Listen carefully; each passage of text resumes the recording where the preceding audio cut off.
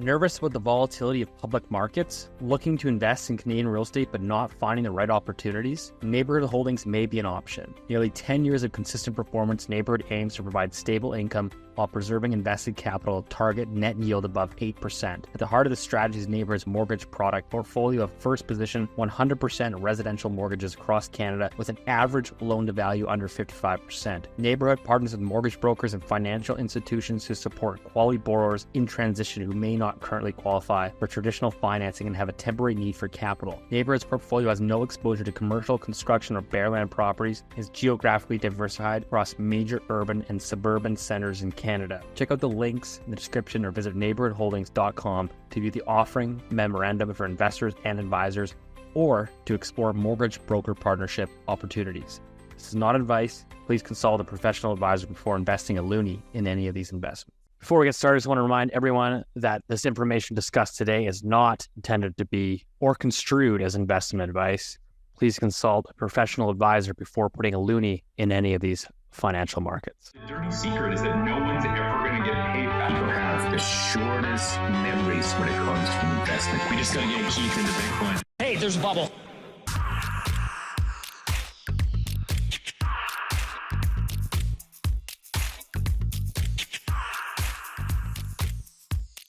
Welcome back to Loonie Hour, episode 199. As always, joined by the three amigos, Boomer over in Halifax, Rich Diaz in Portugal. Yes. Still there in this penthouse. Still here. And I'm melting. I might have Portuguese heritage, but my God, am I Canadian? I'm not cut out for this.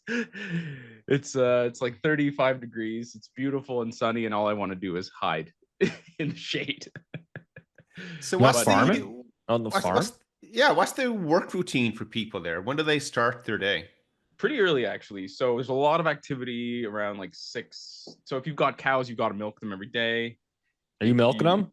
No, no. My uncle has limousine. Rich, you don't milk the bulls, by the way. Oh my God. No, so my uncle no longer has cows that he milks, or milk cows, I should say. Anyway, so he has like a lot of limousine cows, so you'll recognize they're the ones that are like the tan color, and those ones are for meat, and those ones are like they're free range and organic, in case you guys are wondering. And bad for the environment, those things. Although if you asked my uncle what organic and free range is, he would have no idea what. He's just been doing the same thing for 40 years. But anyway, so yeah, that's you have to take care of those guys, but mostly they take care of themselves, the cows, but water is important. And then there's loads of activity until about 12, but then from like 12 until 3 or 4, it's just so hot. Everybody sort of hides at the cafe or coffee house, just drinking those mini beers. Oh, I forgot to bring one. I wanted to show you guys, but that's it. And then afterwards, it's lots of activity, and then people eat quite late here, around 8 o'clock. That's my jam. Yeah, it's pretty good. Boomer? It's a beautiful part. Boomer's in bed by 8 o'clock. Well, I was just thinking the same thing. I'm like, wow, my routine would be, I would fit in with a lot of that, actually. But that's a bit late to eat. Nothing new over my way, guys. Halfway through the summer. Beautiful summer here by the sea. You get the nice smell of the seawater. A little bit of fog to cool off the desperate hot weather that Rich is trying to struggle with. We're all fun over here. Everything is good. Nothing new. And in Kitsilano, Steve, what's all the news? Kitsilano. It's good. It's dog days of summer. It's hot. It's the only time of the year it's nice in Vancouver, so it's good. And housing market's picking up. I put out a tweet last week, and all the housing doomsday guys were jumping all over me. But that was my burner account. That was my burner account. No, it's interesting. I mean, I should put an asterisk next to it, which is to say this really shouldn't surprise anyone when you have a 20-year low in home sales for like the first half of the year. That clearly that's not sustainable. At some point, you're going to have a bounce in activity, and what we've kind of seen, I think, pretty clearly now over the last, call it 3 to 4 weeks, is a bounce in home sales. People stepping up, a lot more showings, more offers, albeit again at lower prices. So what's ultimately happened here is the sellers have finally sort of capitulated. I think they've finally come to reality that, hey, my house has been on the market for 3 months. They're taking reductions, and those reductions are now getting bids. So lower prices is allowing some of the inventory to clear. And that's kind of what I've got on the housing front. Lower highs, lower lows. That's the trend. Which segues us to the Bank of Canada this week. We, for the first time, and I think in what, 199 episodes, we forgot to do a Twinkie bet Yeah, we screwed up. for the Bank of Canada. Actually, Rich and I were talking, and we agree that we didn't forget. We just talked about it internally. We decided it's not a big event at all. So that's why we didn't do a bet. It was Okay, despite the misgivings of certain politicians, which we'll get to in a second, it was very much expected that there would be a hold. And that's what we're going with. That's what happened. yeah, so no cut from the BOC, obviously. You know, it was interesting. I don't know, did you guys watch most of the presser, Keith? I don't know if you tuned into it or not. I did not watch. I keep up with all of these central bank stuff. What did you take away from it, Steve? What was your main?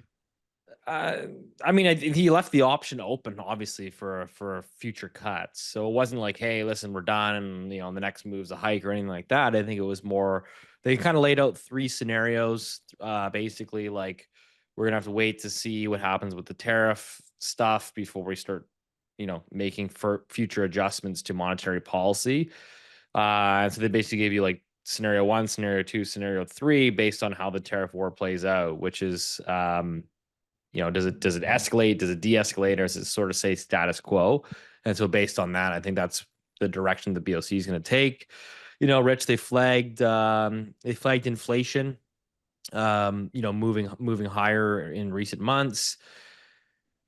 He didn't use the word transitory, but they didn't seem too concerned about it. Let's put it that way. It wasn't that was my sort of overall takeaway. Did he use the word breadth? I don't remember, but I mean, I think it was flagged several times that, hey, listen, like, and actually, if you look at the monetary policy report, they did show the number of items, the number of items that are moving towards, call it 3%.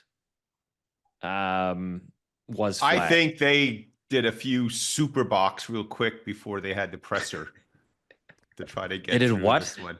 They drank beer. Yeah, is it a super bock? Is that what you call it? Yeah, that's what it's called. Yeah, it's called super bock. The little tiny beer in Portugal. That's right. For the tiny people who live here. But it's a big beer for the tiny people. That's right. Yeah. Steve, I thought you would have categorized the meeting as a dovish pause, sort of. Yeah, I'd say so. Yeah, I think it's kind of funny because it's still going in the trend that we continue to discuss, and that we have an expectation growth is going to be sluggish, yet inflation is going to be sticky, and eventually the Bank of Canada will have to make a decision. You know, do they try to be the inflation fighters, or do they try to support growth? And my view is that they're going to shift from inflation, you know, to try to support growth. And I think there are a lot of people out there in the country right now that don't care about inflation, and they want the Bank of Canada to try to stimulate again. Some of them have got big headline news yesterday. Do you have anybody in mind, Keith? Oh, no, I saw some stories out there. Some of the names I don't remember, but it's kind of interesting. A lot of the similar stories happening around. Seems like now it's cool to fight against your central bank. Squirmer. What were you going to say, Steve? Well, did you see that? I was reading the monetary policy report. I thought this was interesting given the conversations we've had over the years. So they put out, Rich, they put out their typical, you know, GDP growth and inflation over the current tariff scenario. So they basically put their forecasts out for, you know, 25, 26, 27. And so they have their growth forecasts, and then they have their inflationary forecast or CPI inflation. So they've forecasted their inflation. So they had their last report, I think it was in January, and then this updated report. And so they have April. Okay, January, well, anyways, April, they put out this one compares to their January one, and says it basically shows inflation quite a bit lower than originally anticipated for 25, 26. And then it says in like the little asterisk, like the little note at the bottom of the chart, it says, quote, In January, the near-term outlook for inflation was higher than in the current tariff scenario because the consumer carbon tax was still in place. I read that. Oops. I read that. So yeah, there You're you go. absolutely right. You're absolutely right to highlight. This is now the third or fourth time that the Bank of Canada has highlighted it. Remember, they said it explicitly in one of the after one of the policy rate decisions. They said it again the month after. It was in the StatsCan report, and now it's in the monetary policy report of July 2025. Never forget, wasn't there like a report? I remember the time when the carbon tax was being like heavily debated, like what, at the end of 24? And it was like 20 economists had signed on saying like it was good and we needed it and it wasn't inflationary for prices. Yeah. But those economists are all tenured professors and they don't give a shit about the working class. And they're captured by, they're captured. We know which team they bat for. They don't act. I mean, that's my view of it. Yeah, Rich, that's one of the clips they should do. You guys do clips, for the internet stuff. That's crackpot thinking, man. Yeah. And that's it's pretty interesting. It's sort of I like to use analogies quite a bit, but one of the shows I quite enjoyed, the Game of Thrones. See if you guys seen that. But at one point, Tyrion Lannister, he was basically saying to his I guess it would have been his nephew, the guy Joffrey. He was the king the young king was really mean, hey? His grandson. Oh no, the nephew. Keep going. I don't think it was the grandson. Keep going. Sorry. Derailed him now. Yeah, I know. Now I can't know. But anyway, he said, Tyrion, that's just, hey, you better be careful because kings are dropping like flies these days, warning him. And sort of that reminds me of the central banks these days. Because you know what's happening down in the US? Powell is being threatened to be let go because he's disagreeing with what the White House wants. And now it seems like more than once, the Bank of Canada are coming out with statements. Either, they're in very small font with an asterisk, or direct with the productivity, break the glass thing. But that's in defiance against Ottawa. So we'll see. Maybe we go down that route. We get a whole bunch of new central bankers coming in. What's funny is they're going to do exactly what the government wants.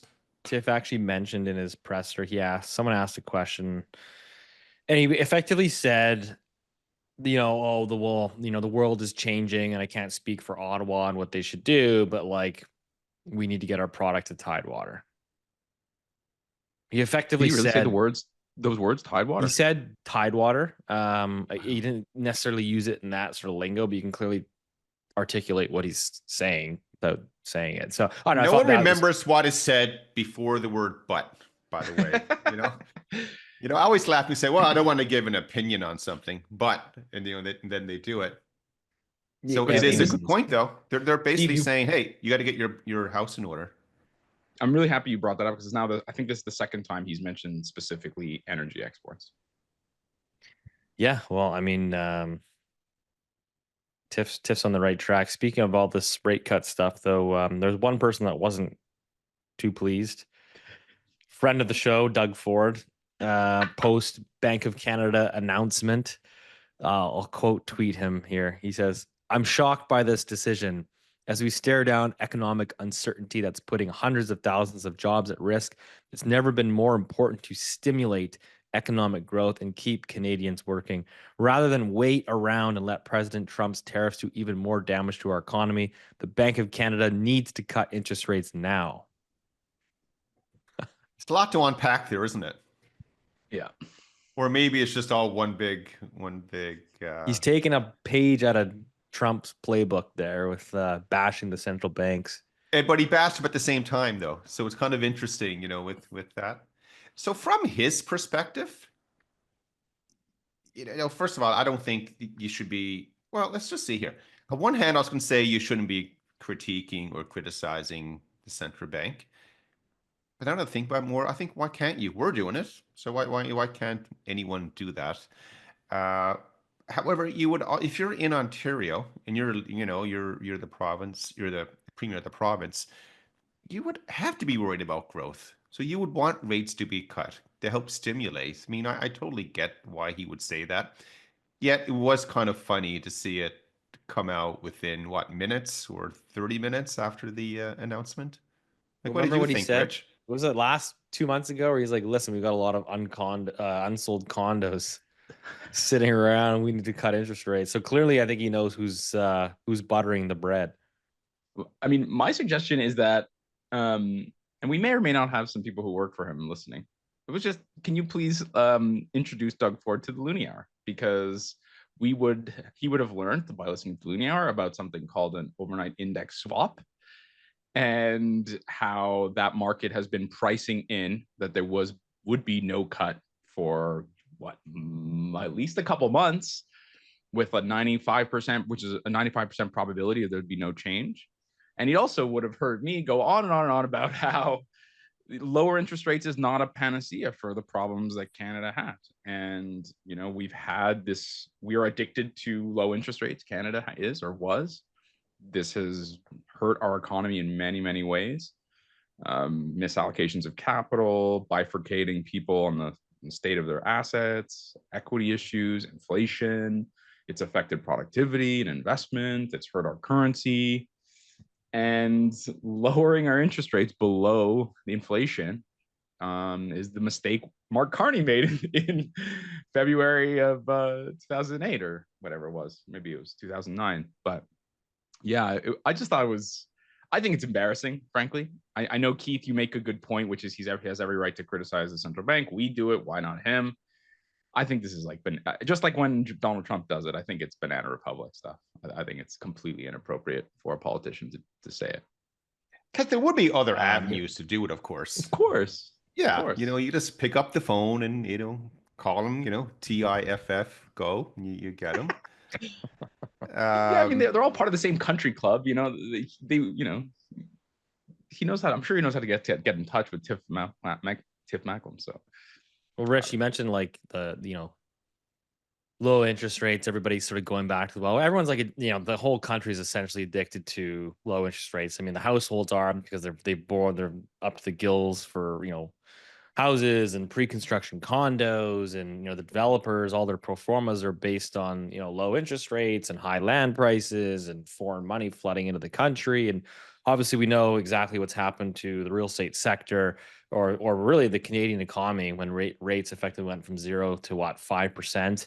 They've come back to now 2.75, but we've seen 30-year lows in new home sales in the GTA, 10 plus year lows in Vancouver. There's effectively no pre-construction sales anymore. So government revenues are drying up. Developers who have a lot of sort of political sway are now getting very loud and vocal as their business model effectively dies. The pre-construction condo is like dead. Like, it's just dead. And I don't think it's coming back in the next 12 to 18 months. So, I think it's really a matter of surviving right now. And they're getting more vocal. There's an interesting article out this week. It says 26 BC real estate developers and others in the industry are urging an ease to Canada's foreign buyer ban to revive housing projects. So effectively, what you have here is some of the largest developers in Metro Vancouver are lobbying to the governments to basically remove the foreign buyer ban. So you have a couple things. It was addressed to Mark Carney, David Eby, and the Housing Minister Gregor Robertson, basically asking them to remove the 2-year. Canada has that national foreign buyer ban, as well as the BC government has their own tax on non-resident buyers, which is 20% of the purchase price. So remember, like, if you're a foreigner, let's just say you're from China, and you have no economic ties to Canada, right? You're not a permanent resident. You're not a citizen. You don't work here. You have no ties. But you just want to come here and buy real estate, park your money. Wash the money. Yeah. Yeah. Then, you are not allowed to buy because Trudeau, after, I think it took him about 5 years of political pressure, he finally after he called everybody racist. He called everyone xenophobic. And then in 2023, he put in a national ban, saying, okay, we'll put a 2-year ban. That 2-year ban was actually extended. So I believe it expires in 26 or 27. I can't remember. But anyways, You can't buy real estate, period. And so what these developers are lobbying for is they're saying, listen, no one wants to buy our like overpriced pre-construction condos, these luxury towers that are 1,800 a foot, 2,000 a foot, 2,500 a foot. The only one stupid enough to buy it is the foreign guys, the Chinese guys that need to come here and launder their money. So remove the ban. And, the ban should only apply to resale, which is similar to what they do in Australia. So in Australia, if you're a foreigner, you're not allowed to compete with like me or Keith or Rich that are Canadian citizens here working and paying taxes. You can't compete with us in the resale market. You can't go and compete with us for a 30-year-old single family house. But what you can do is you can buy brand new pre-construction units. And Australia's housing market is super affordable. Yeah, it's ridiculous. I mean, so the No, argument it's not here affordable at all. The argument here effectively is, remember, like for a developer to get a tower off the ground, you typically need to sell at least 60% of the units in order to get the construction financing. So their argument is, well, the only one that's going to buy these overpriced condos today Are suckers. are the foreigners. So let them come in, let them buy it. They'll basically fund the construction. And then you have, units that ultimately will probably be rented out to some local or potentially sit vacant. But effectively, they're arguing that, well, they'll increase the supply of new construction housing, which we desperately need, I'm told. So that's what's happening. Okay, so keeping with the entertainment theme, Game of Thrones, this now reminds me of a Robert Altman movie in his trilogies. This is like the last days of disco, guys, or the final days of Rome, before, I don't want to use the collapse word, but do you know what I mean? Like it Yep. is, you're just trying to keep it going, one more month, one more cycle for this or that. And so again, I totally understand why people are screaming for lower rates, because you need it. Like from a household perspective, like it's you if you have your mortgage. By the way, after the Bank of Canada meeting, we had the Doug Ford tweet that came out. Canada's largest newspaper immediately came out with an article screaming that rates should be cut to make it more affordable for people rolling over their mortgage coming up. So it is that same theme. And from an investment perspective, this is exactly what we expect will happen. And I don't think it's going to be this sort of soft landing that everyone has become accustomed to. Because again, we had 10 years with no rate increases. It was like Europe. It was like a fluffy fantasy land here. People having super box all the time. Just like this is kind of funny, and it relates to that. Apparently, there's a lawsuit where 23 Quebec businesses are suing over temporary foreign workers. It's like a lot of companies in Canada have basically, let's say, designed their business model over effectively really unsustainable, and I would argue horrible for Canada and Canadian citizens and working class people policy, which is mass immigration and ultra low interest rates forever. And really what I think we're telling our listeners today, which is like, that's over. And like, I think the sooner that people pivot or get in their head that that's no longer the reality, barring some complete and utter capitulation from either Ottawa or Ottawa by TIFF. It's just, these are, I think that, so what is it? I mean, there are two outcomes for this. We either get, we need it'd be a long period of positive economic growth. Yep. Everyone tries to sort their way through it. While that's happening, of course, government deficits are just ballooning. So government takes on more and more risk away from the households. That still has to be reconciled. Or we get a real quick, deep recession, and that's the cleanser. That helps reset.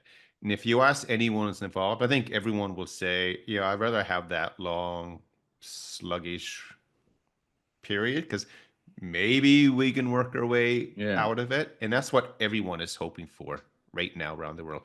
The Americans, the Brits, certainly the Brits, and everyone else. So what's happening in Canada is no different than anyone else.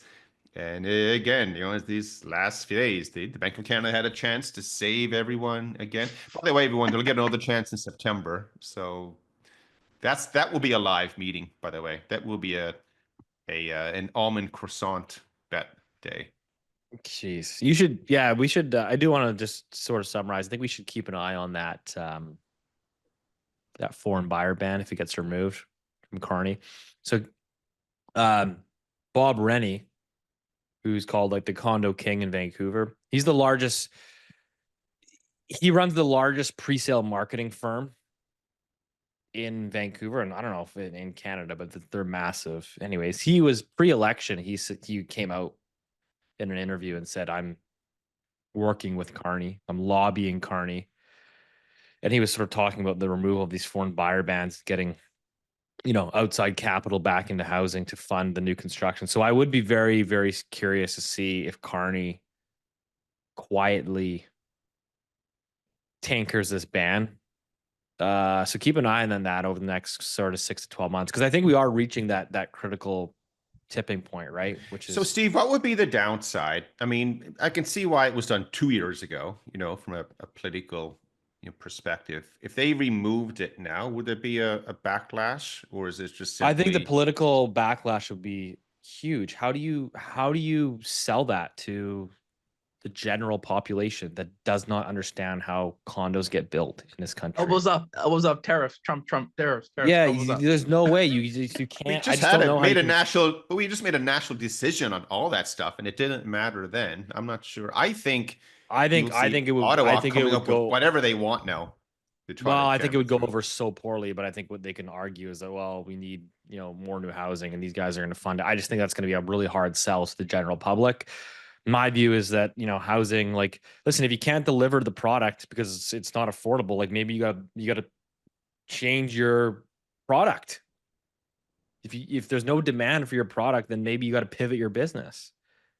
Like there's no local demand for $1,800 a square foot concrete high rises. Maybe nobody wants that shit anymore.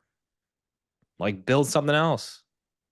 Rich, Steve's getting worked up. He used the shit I word. love No, it. I love it. That's crazy, man. It's such a total. I think it's a bad look for the industry, honestly. Like that. Just Anyway, like that's my view. but Steve, just like the people who are desperate for 300,000 temporary workers when unemployment rates are rising, the employment to population rate is at a 20-year low, and vacancy rates and the number of vacancies in absolute term is at a 10-year low. These people need to pivot away from the temporary workers. These businesses, condos, need to pivot away from the thing. That's what a free market is. And I think that's the thing, Rich, is everybody's become addicted to what the system was over the last 10 plus years, right? It's cheap foreign labor, it's zero interest rate policy, it's, floods of offshore money coming into the country.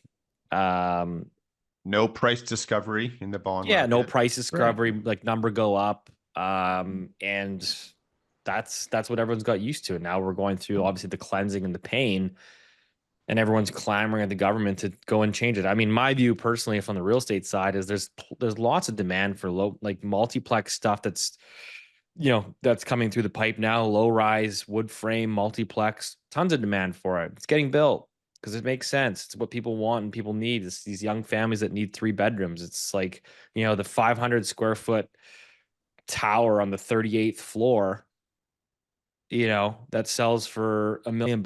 Like, I don't think we need that. And that's why there's no demand for it locally. Makes sense. So build something else, which is tough because you're like, well, I built my business off that the last 30 years. Pivot. You can build a 4-story structure in my neighborhood if you want. Sorry to interrupt the show. Just wanted to let you know the Loonie Hour is currently hiring for a full-time position for a content manager, social media curator. If you have experience managing social media platforms and creating and curating content, the Loonie Hour is currently hiring for a full-time position. Please apply to looniehourjobs@gmail.com. That's looniehourjobs@gmail.com. Back to the show. Okay. Anything, Rich, anything catch your attention from the Bank of Canada? I mean, the real quick gist of it, I sort of sensed a hint that they're becoming more and more concerned about growth slowing. So they're more worried about the downside. So they are setting up for an eventual cut. For me, it was just, I agree with you completely. For me, I didn't listen to the full transparency. I didn't listen to the presser. I was drinking beer in the What? sun. But I did flick through the monetary policy report, which comes out once a quarter. And for me, it was just the inflation thing I thought was really interesting. Inflation thing, and then obviously this excess supply of labor. So if you guys like there's a great chart and which is why I brought up the temporary for foreign workers BS, because there is an excess supply of labor. We know this because unemployment rates rising, which is to your point, Keith, which is weak growth and excess supply of labor are related naturally. But I think it's actually the word stagnation is thrown around way too much, and I'm going to contribute to the misallocation of that word. But what stagnation means is you basically have high or rising inflation and then weak growth. And I think Canada is in a weird place that we're sort of entering sort of a stagnation light. That's sort Remember, of wasn't it Doug Ford also last week that said he's gonna give all the asylum guys the work permit? Yeah, it's ridiculous. 100,000 people. Youth unemployment is at like a 50-year ex-COVID high. I mean, Toronto unemployment is at 8% or 9%. I mean, Ontario unemployment's one of the high.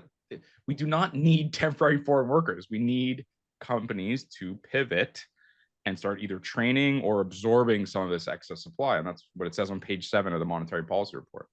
Well, not exactly, but you know what I mean.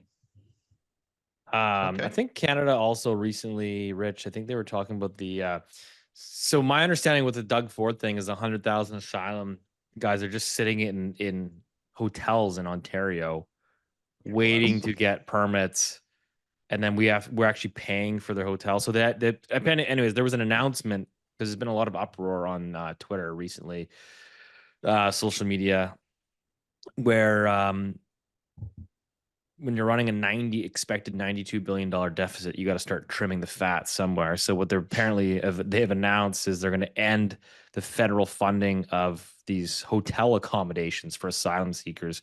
It will cease on September 30th. The program, which began in 2017 as a temporary measure to address overwhelmed shelters, has cost us $1.1 billion since 2020. With an additional $1.5 billion provided to provinces and municipalities for asylum seekers seeking support.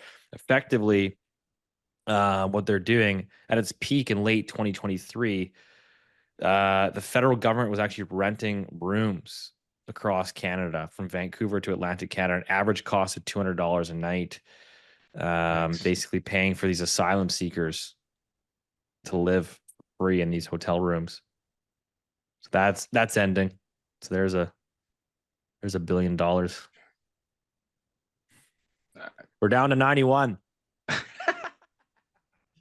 I mean, I don't know. As long as it doesn't hit 100. If it hits 100, it's gonna, blow up the internets.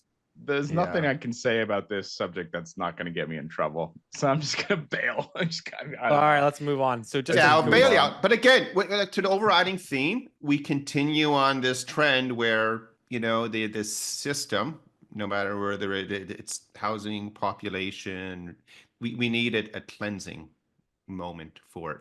By the way, something I haven't talked about for a long time, but I think we'll get our data first and come back to it down the road. But university towns have an opportunity to just implode coming up. I was chatting smoked. Yeah, and I think it's just starting. I was chatting with a gentleman a few days ago, and year one for junior coming up to go to one of the big schools in Southern Ontario, a very respectable degree. It's not a fluffy degree at all. $34,000 for 1 year. Was that's for an international student or Canadian citizen? No, Canadian. Wow. So it's Loonie Hour math. Say it's a 4-year program. Dun, dun. What is that? Hold on. What is that going to be for like a foreign student? That's got to be like just an egregious. That's probably got to be double, no? I don't. Yeah, well, if it's 50, not double, $60,000, 50% more or something. Yeah, absolutely. And you think about the fiscal side for all of these universities. They're already most, if not all, and because let me know if I'm wrong with saying this, but most universities in Canada, they're all getting some kind of operational support from the provinces. Some might get maybe 10, 12% support, of their budget. I know one school, I think it's like 80%, 85. Like it's just astronomical. And that was based on this, surging revenue coming in from foreign kids.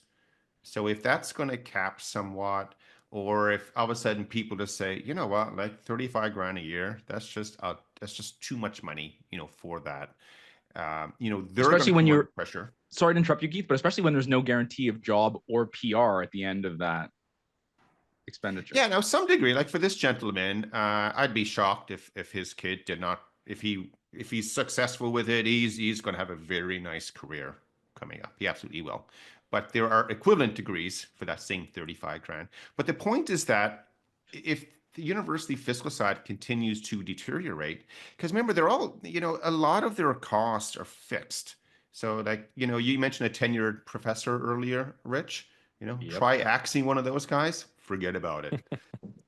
Try axing the maintenance team on campus, they're unionized, forget about it. Like it's just so hard for them to cut the expense side. So they're only fooling around with the revenue side. And if we get this challenge now with provinces, say growth does slow, that happens, or we look at rolling over the provincial debt. I know, Rich, at some point you're going to share that story as well. Not today, maybe another episode, but the debt outstanding on the provincial side, it's almost equivalent to the federal side almost. There's a bit of a difference because of the COVID experience. But again, everything is connected. Everything is moving in the same direction. So Steve, to the word that you used a few minutes ago, cleansing, we need a cleansing moment coming up, and it ain't going to be nice. It's not going to be pleasant. Yeah, and it's funny. Like I'm always looking at it from the real estate side, which is like you think about all these like little colleges and just particularly in Ontario, how many of these rental units were bought with the idea of renting room by room to these students.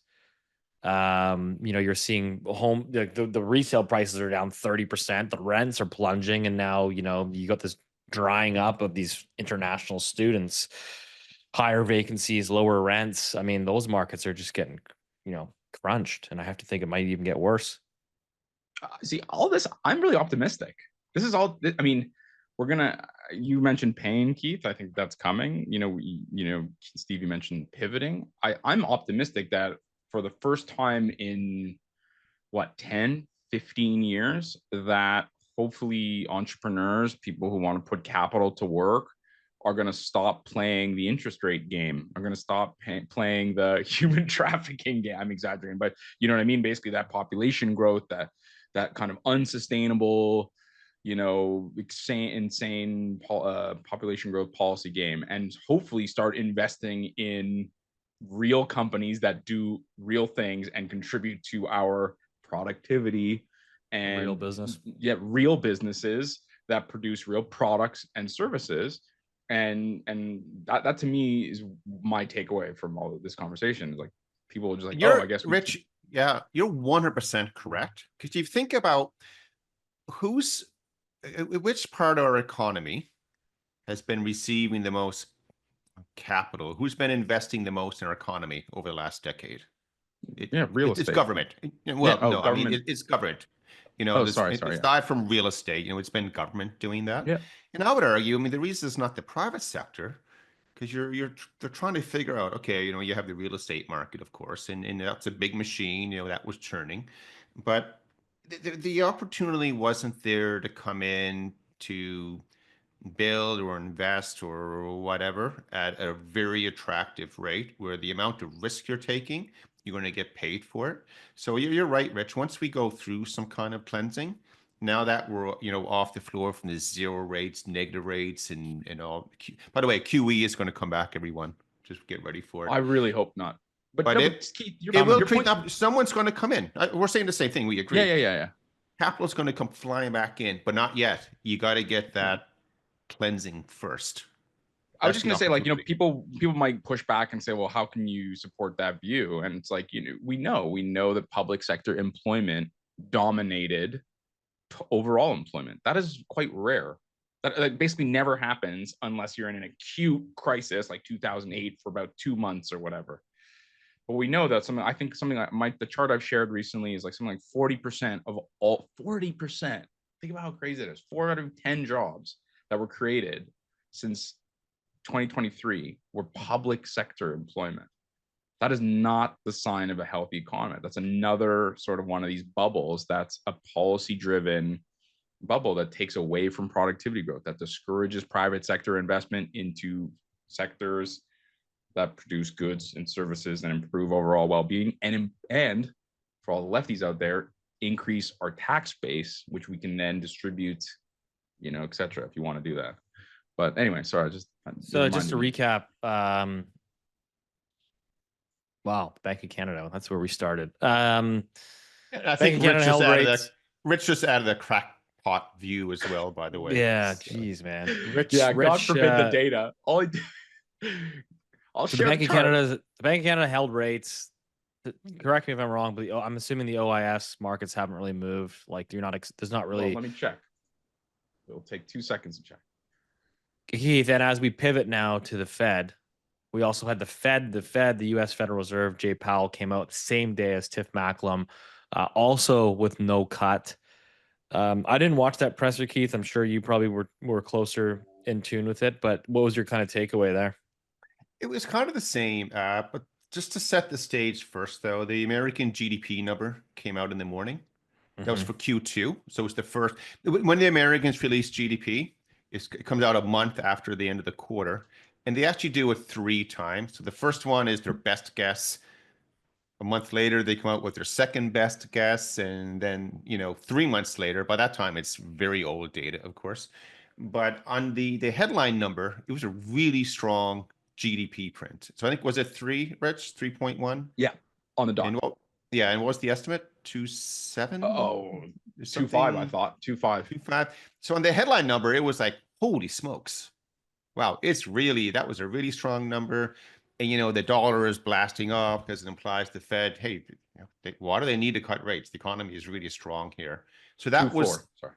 Okay, it's a big one. We'll go into the data afterwards. But for the meeting, it was one of these non-events. No one was expecting a rate cut, very similar to the Canadians. Perhaps the only interesting thing that came out, normally it's always one person who dissents. This time, for the first time since 1481, I think, 2 people dissented. And if you like irony, these are the 2 people who are implicitly applying for Powell's job. I knew you were going to say that. Is that true? That was their CV. Sorry. Yeah. Who dissented? Drop the names. I don't know their names. I can't come up with. Are you actually telling the truth? Was it actually the 2 guys that are like in the queue for the next Fed chair? Yeah. Okay. So cool. I mean, yeah, it's game. It's the way it goes, right? That's the way it goes. So now the Fed is now also in line for their next meeting. So I mentioned earlier, I think the Bank of Canada meeting is going to be a live one in September.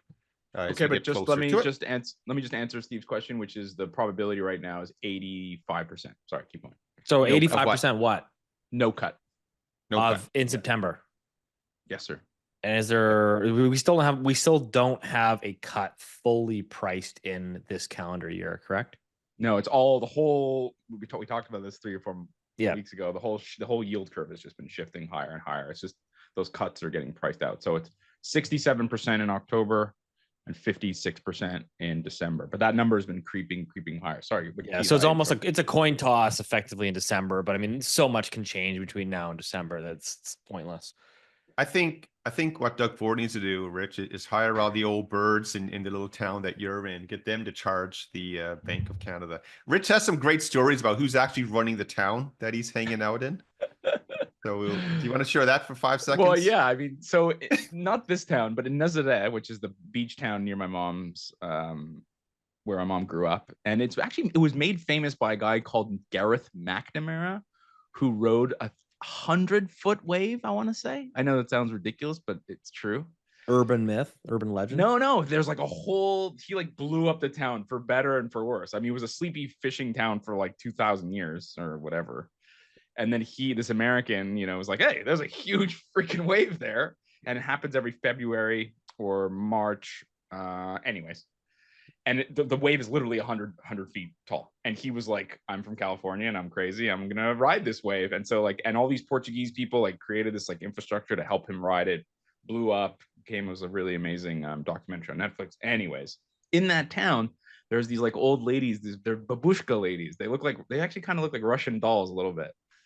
And they're all super, they wear like a ton of clothes, even though it's 35 degrees out. And they are the freaking mafia that sells places on the beach that you can like pitch up and like spend the day. I swear to God. And if you like go into like a spot that you didn't pay for, you have like 4 little Russian dolls are gonna come break your legs.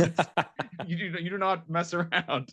You don't cross this group, right? You do not cross this group. It's amazing. So my mom, of course, she's a social butterfly. She like at the beginning of the year, she's like, yeah, I'll give you a little extra bucks, and she gets a prime real estate right. Anyways, she's out there breaking legs. Yeah, but that's what you need to to change the Bank of Canada and the Fed. But back to where we're discussing, I think with the Fed, the move is maybe they'll cut in September. Everyone wants the Fed to cut, and the main reason for that, because there's such a gap between what's the Fed at 4.25, 4.25 to 4.5, I think is the range. Yep. And everyone else is down like at the 3 level. Basically. Except the UK. Except for the UK. They might have to hike rates, to attract capital. But, so you have that happening. And, again, it's really interesting. Now, of course, the biggest mover in markets over the last 6 weeks or so has been the US dollar, because you had this expectation that the Fed, hey, they are going to cut aggressively, or Powell was going to be fired and the new guy is going to cut rates. The US dollar has been very weak over the last number of weeks. And, before that, you had the tariff story. But what's interesting now over the last week, maybe, the tariff story isn't as much of a stinger as it used to be. The Fed cut story is no longer, and all of a sudden, the dollar, it's kind of, I'm into the movie theme. Remember in the movie, Stanley Kubrick? I can remember the writers and directors. I mean, The Shining. Remember the famous saying when he breaks open the door? What does he say when he has the axe? Here's Johnny. Here's Johnny. Or I think another one, he said, Wendy, I'm home. So, so it's now you have the US dollar is knocking on the door. So, Rich's DXY index, what did they hit this morning, Rich? 100. Yeah, hit 3 digits again. Yeah. And it wasn't too long ago. A couple of guys I know were pretty big names in the US dollar bear market. They're saying, oh, yeah, the JPY is going to go down to 100, And back then, I think it was around 140. So going down for yen, it means it's appreciating, by the way. And now I think it hit 150 this morning, and everyone is scrambling. They're trying to sort things out. But the US dollar is the biggest wrecking ball on the financial planet. And if this is now troughed and starting to swing or to strengthen again now, as we get to the end of summer, and remember what happens the day after Labor Day? Everyone's back. Yeah, my friend down on the beach, he's back at his desk and everything. So all this stuff is tied together, Steve. So September could be, an explosive month in the monetary world, and we just got stronger U.S. dollar. That was ultimately is a tightening of financial conditions, right? Yeah. So I think sucks just for capital out our of listeners. Yeah, you're right, Steve. It sucks capital out from the rest of the world. And, should euro be at 118, 119? At the time, I know people were saying, oh, yeah, it's going to go to 130. Mm-hmm. And Rich, what did I say to you? I don't know. You said it was gonna go up by the end of the summer. By the end of the year, we would be, I don't know, but not necessarily. The dollar. Yeah, I think the euro. dollar. Sorry. I meant I think euro. Euro supports around 104. So we have a bit of way to go for. But that's the they say like buy the rumor and sell the fact. I think that's what happened with the dollar. Like there was right, but yeah, and that's true. I mean, ultimately, what we've seen though, right, is like, I mean, in his previous term and in this term again, it's, I mean, Trump is ultimately trying to engineer a weaker dollar, right? I mean, I think that's The problem is he's competing against a bunch of morons who can't run a balanced budget. Yeah, that's true. So like Trump cannot run a balanced budget. Okay, we get it. Republicans, impossible. The UK, hopefully we'll have a guest on who will talk about that sooner rather than later, is in huge trouble. Never mind the Japanese, the German, and Europe, who has been, I would argue, quite tight relative to their capacity. I know Keith and I disagree about this, have now capitulated, and they're trying to unwind any of this sort of quote unquote austerity. So it's, it's about who. So the other interesting thing, the U.S. Treasury, if you notice their Treasury issuance that come every week, they're shifting their debt issuance shorter and shorter. So one of the reasons, the Americans are saying, the White House is saying, we want the Fed to cut rates because it's going to stimulate growth. Maybe not, but it sure is going to help with their interest burden. Yeah. So back when Bill Clinton balanced the budget in 2000 or 01, wherever it was, or late 90s, I forget the time. They just simply shifted all of their debt issuance to the short end of the curve. So it really helped with their budget. Mm-hmm. And I think with the Canadians, as we come up with our budget in 2035 or whenever they end up doing it, Steve, eyebrow up. We're never going to do it. We're never going to have a budget. It doesn't matter. It'll balance itself. MMT, remember those? Yeah. But my point is that I think you're going to increasingly see more and more other ministers of finance or treasury departments, by default, to make the numbers look better, they're going to have to start issuing on the shorter end of the curve. Because if you had a choice, if you want to, in Canada, would you rather issue debt at 2% or 3.5%? What's better for your numbers? Oh, it's always 2%. Right? Yeah. In that one-dimensional world, it is. Well, Mind Keith, you, 5 years ago, if we issued all the debt at 100 years at, say, 1% instead of 0.25%, we would have this conversation now. I remember when they made fun of Austria. Sorry, I remember they were making fun of Austria and like, oh, it's ridiculous, 100-year bond. How stupid is that? Interest rates are going to be low forever, Glenn. That was an inspired decision. Anyway, sorry. One of the he made Glenn feel like shit, didn't he?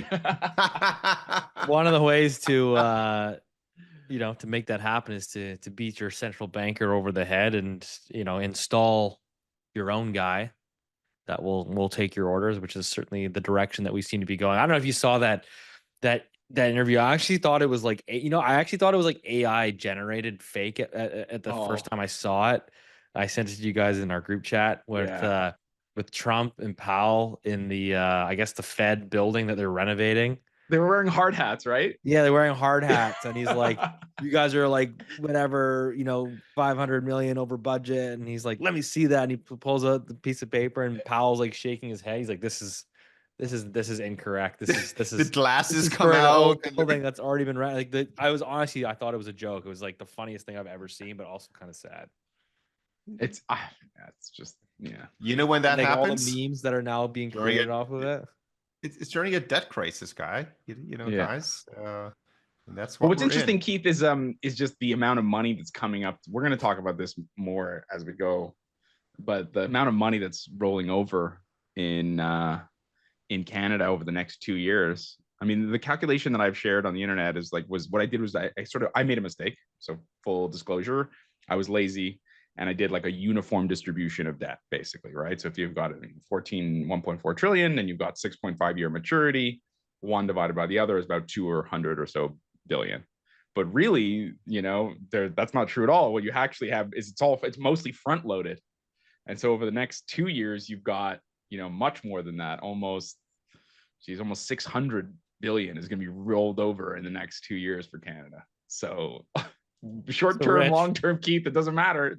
Our interest payments are going high. So say they float 600, Steve. Say they float 600, and then over the next 18 months, the world does experience a significant credit liquidity kind of event, and all of a sudden, instead of cutting rates, central banks have to raise rates to try to attract capital coming in. So all of a sudden, then say the Bank of Canada rates at 6%, and all that 600 billion they just issued today, Now that's instead of issuing that at say 2, now they got to roll it over at it doesn't work. There's Well, something. one of the ways that you can sort of help alleviate some of these issues is obviously higher revenues, higher tax revenues coming in. Rich, I think that Canada's superpower is ultimately our energy sector. Yeah.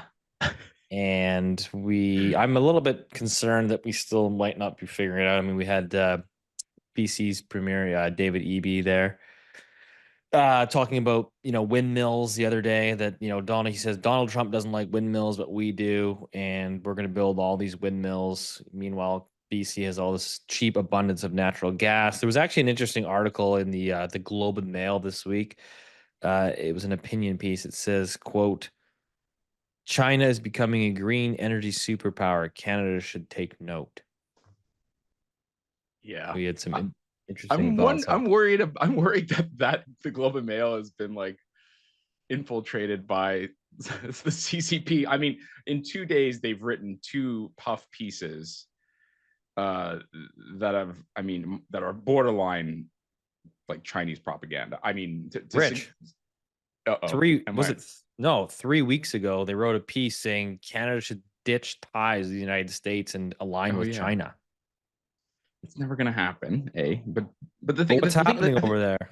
I've gotten a lot of emails specifically addressed to me. By the way, please keep them short, or else I'll take all day writing back about my insistence on fossil fuels and blah blah. I mean, there's 2 things that are going on. Like, China is obviously a powerhouse when it comes to producing the things that can help countries reduce their carbon footprint, in theory, which is they dominate the market share for solar panels and they dominate the market share for wind. So I get that perspective, but the idea that they're somehow turning into a green energy superpower is completely and utter bullshit. That is not at all true.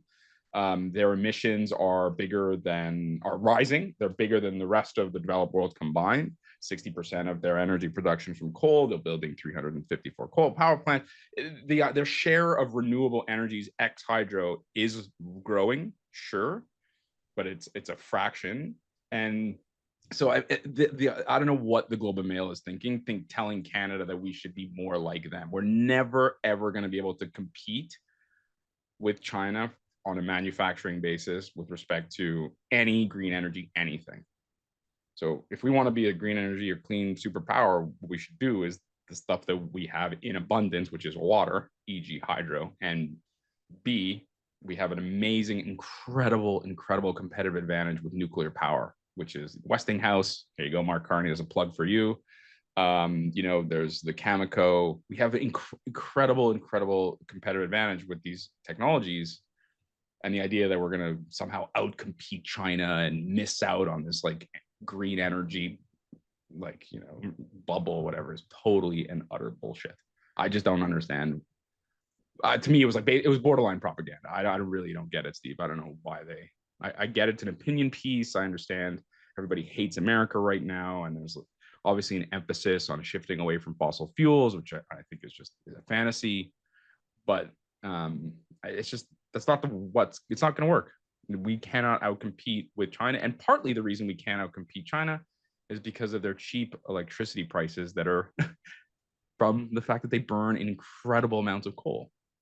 So anyway, well, they also have massive government subsidies. Yeah, absolutely. In that sector, basically. I mean, it's effectively dumping, right? I mean, China's solar panel production capacity in 2023 is more than double global demand. So obviously that led to what apparently was a 42% price drop. Basically, manufacturers are taking orders at negative margins to maintain market share in China. So effectively, they're flooding markets, which allows them.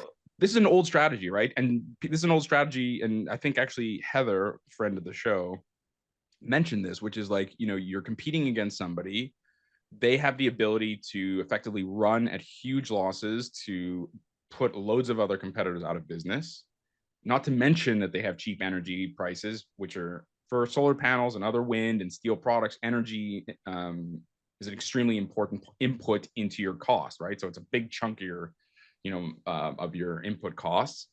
And so they just run at losses. They they destroy all your competitors, and then as soon as everybody's dead, they'll lift prices or whatever. So I mean, they also, yeah, I mean, they control over 80% of the global solar supply chain. So, and obviously all the key minerals that come with that. So basically, they're effectively capturing all your minerals and rare earths. there's another one last point, and I'll shut up. But there's like a couple weeks ago in the FT, there was an article called more Chinese industrial companies have reported losses. And so you can see 25% of car companies, 27% of electrical machinery and apparatus, 40% of computer communications, 40% of companies. Think about how crazy that is. 40% of metal products, 40% of it was in the FT article. It was like 50% of food companies in China are reporting losses.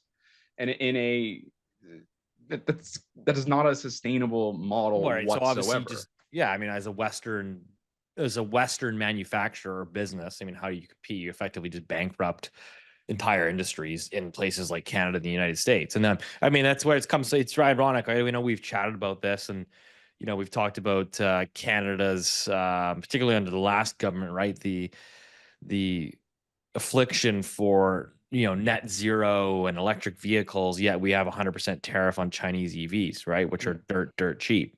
So it's kind of like that double standard. Yeah. But I mean, just like I just go and check out the article in the FT. It was from last week.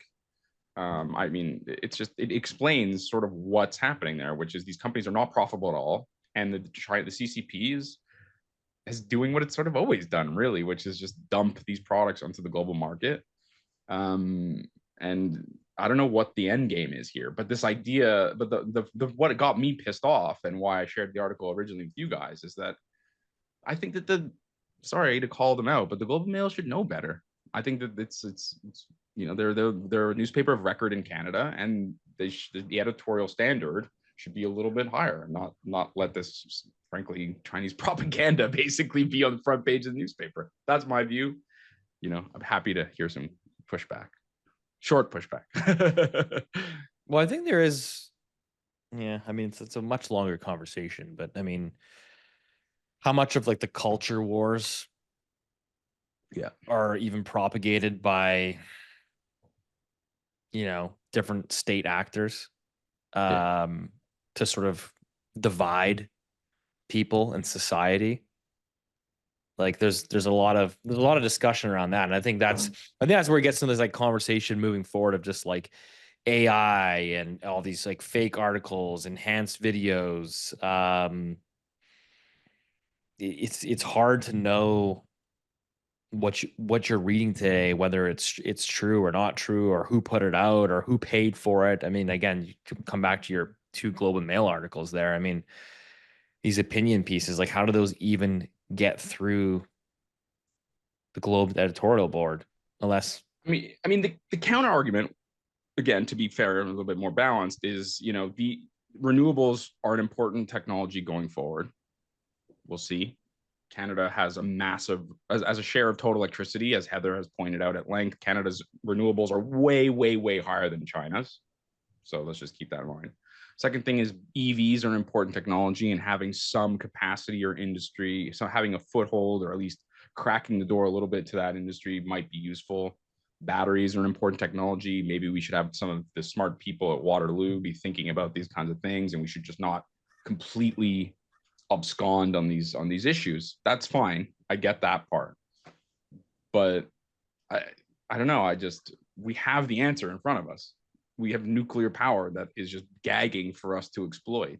We have an abundance of natural gas that could knock coal out completely. The US and Europe just signed a $750 billion agreement for the US to export natural gas to Europe. There was a business case. Justin Trudeau, enjoy Katy Perry. And so I just think it's just there's so much pushback and against what should be, in my view, really obvious answers to these they are challenging questions, but China is not the answer. I don't, that's my view. Sorry. So, Steve, what was the purpose of the BC Premier's tweet?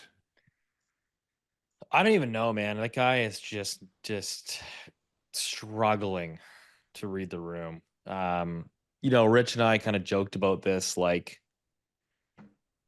off the air, which is like it's pretty clear, regardless of what direction you vote or what your ideology is, it's pretty clear that the general population and politics is shifting to the right. And I just think like it's so obvious. Just the guy he just digs his heels in and just refuses to shift with the political winds. So we'll see. I don't know. I don't Because know if if I we could. compare like Ford's tweet Yeah. yesterday, I mean, very clear. He had an objective, cut rates, help the economy here. I'm still not quite sure what the objective was with the I think BC he's guy. just I remember. ideologically views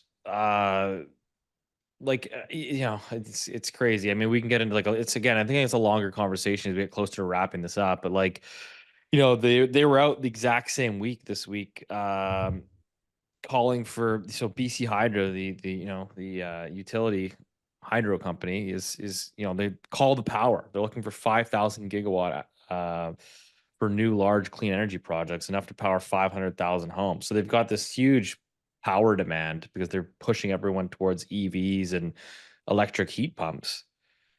And it's like, well, how are you going to power that grid? I mean, you're already importing. BC Hydro for the last, I think, 2 or 3 years in a row has been importing dirty coal from the United States to power BC Hydro's grid. But the issue is, again, it's ideology in a battle against reality. And in that battle, reality will win. And 95% of the 70 odd terawatt hours, so a terawatt is like 1,000 times a gigawatt, I believe, is hydroelectricity. They like the 5,000 megawatt. It's a fart in the wind, It's a total and utter distraction. British Columbia has the answer to clean energy in perpetuity. So, Rich, hydro. Just to round this out, there was a report from RBC, I think it was about 6 months ago. So it's the current data center applications in Canada, the ones that have been submitted in Canada, they amount to 15 gigawatts of new capacity nationwide. So that's equivalent to powering about 70% of all Canadian homes. So that's just the number of applications that are sort of in the queue. So I just think like when you look at like the future of like everybody now is using AI and that's like the new buzzword, and AI and data centers, like the amount of power that is going to be needed to power that. And if Canada wants to have any sort of stronghold in that space, I mean, like our advantage would be to basically go out and power all these data centers. And the only way you're going to power them is through what you have abundant right in front of you, which is, nuclear energy and natural gas. I mean, that's all right there. I mean, so I'm in Portugal right now, beautiful country. Portugal has lots of sun, has lots of wind, believe it or not. One of the biggest and most important wind energy companies is called EPR or ERP. I can't remember the name. EPR, I can't remember, whatever it is. Anyways, it's actually it's a huge company, really big producer. I think it's based out of New Jersey, believe it or not, but actually they have a huge footprint in Portugal. And for Portugal, wind and solar make so much sense. They don't really have heavy industry, and if they just have a little bit of storage, it's a small country, and they can basically detach themselves from the global energy markets, oil, natural gas, coal, whatever. And so for Portugal, those renewables, wind and solar, make so much sense. And it's working brilliantly here. They have loads and loads of rural stuff. They have loads of land, agricultural. They stick a wind in the middle of a farm, works brilliantly. Because they have no a heavy industry. There's no steel. There's no this. There's no that. There's no data centers, et cetera. And so for Portugal, it's worked perfectly. Not perfectly, but you know what I mean. It's worked really well. Country like Canada, it's a farce. 60% of our energy comes from hydro. Another 20% comes from nuclear. Another 10 or 15% comes from natural gas, stuff we have in absolute abundance. And so for us to turn ourselves into a pretzel to do wind and solar, to me, is just this total bogus. Whereas, again, for Portugal, it's brilliant, sunny, windy, and they have none of the resources that we have. So I don't know. Well, that's a good place to wrap it up. I think we lost Boomer there. He's falling asleep. So. He fell Boomer's asleep. here. Boomer's here. As always, guys, appreciate the support. Episode 200 next week. We greatly appreciate the support over all these episodes. If you got any sort of value or entertainment out of the show, all we ask that you continue to share it with one friend or family member and allow us to continue to build the Loonie Hour community. And as always, we'll see you next week.